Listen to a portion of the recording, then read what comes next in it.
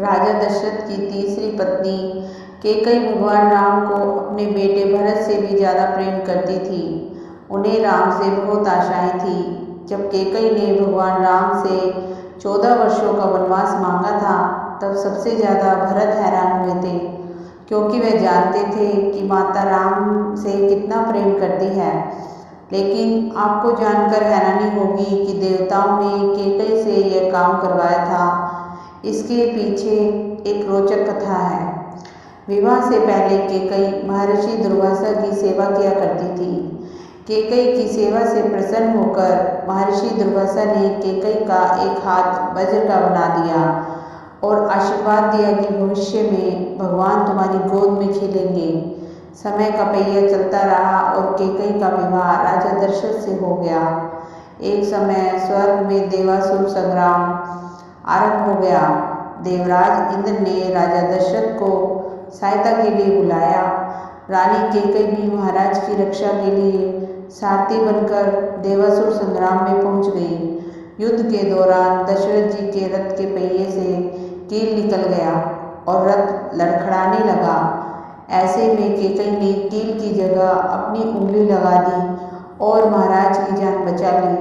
राजा दशरथ को जब पता चला कि कैकई ने युद्ध भूमि में किस साहस का परिचय दिया है, तो वह बहुत प्रसन्न हुए और 3 वरदान मांगने के लिए कहा।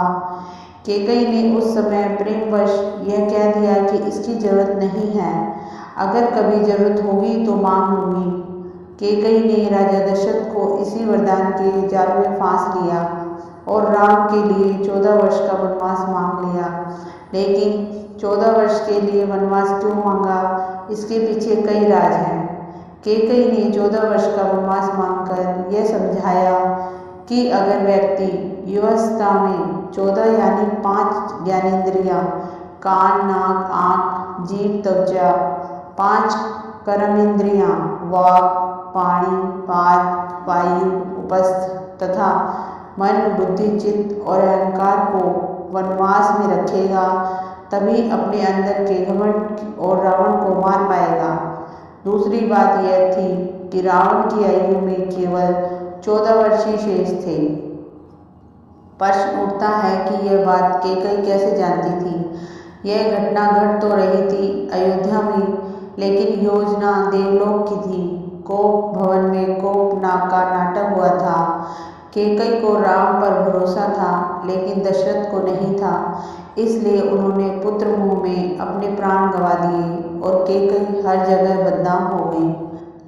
अजसू पिटारी तासु सिर गई गीरा मति फेरी। सरस्वती ने मंत्रा की मति में अपनी योजना डाल दी। उसने कैकई को वही सब सुनाया, समझाया और कहने को उकसाया जो सरस्वती करवाना चाहती थी। इसके सूत्रधार स्वयं श्री राम थे। उन्होंने ही यह योजना तैयार की थी।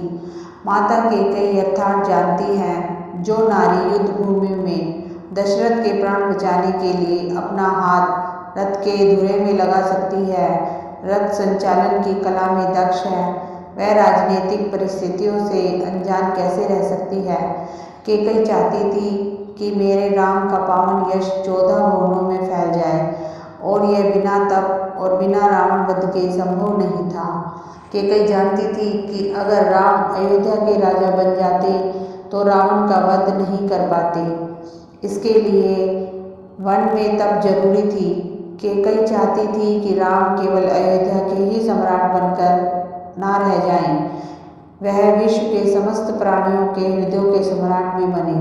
उसके लिए राम को अपनी साधित शोधित इंद्रियों तथा अंतकरण को तप के द्वारा तथार्थ सिद्ध करना होगा।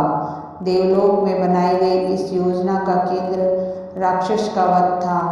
महाराज अनन्य के उस शाप का समय पूर्ण होने से 14 वर्ष ही शेष थे, जो शाप उन्होंने रावण को दिया था कि मेरे वंश का राजकुमार तेरा वध करेगा, जिससे भगवान राम ने रावण का वध किया और देवलोक की योजना पूरी की। रामायण और महाभारत दोनों में ही 14 वर्ष वनवास की बात हुई है। रामायण में भगवान को 14 वर्ष का वनवास भोगना पड़ा था, जबकि महाभारत में पांडवों को 13 वर्ष वनवास और 1 वर्ष अज्ञातवास में गुजारना पड़ा था। दरअसल इसके पीछे ग्रह गोचर भी मानते हैं। उन दिनों मनुष्य की आयु आज के ज़माने से काफ़ी ज़्यादा होती थी, इसलिए ग्रहों की दशावधि भी ज़्यादा होती थी। शनि चालीसा में लिखा है, राज मिलत बन रामहि दीना, केकई कीमति हरि लीना। यानी शनि की दशा के कारण केकई की मति मारी गई और भगवान राम को शनि के समावधि में वन वन भटकना पड़ा। और उसी समय रावण पर भी शनि की दशा आई और वह राम के हाथों मारा गया। यानी शनि ने अपनी दशा में एक को कीर्ति दिलाई तो दूसरे को मुक्ति। तो दोस्तों, आपको वीडियो पसंद आई हो तो इसे लाइक कीजिए, शेयर कीजिए और मेरे चैनल को सब्सक्राइब कीजिए। Thank you.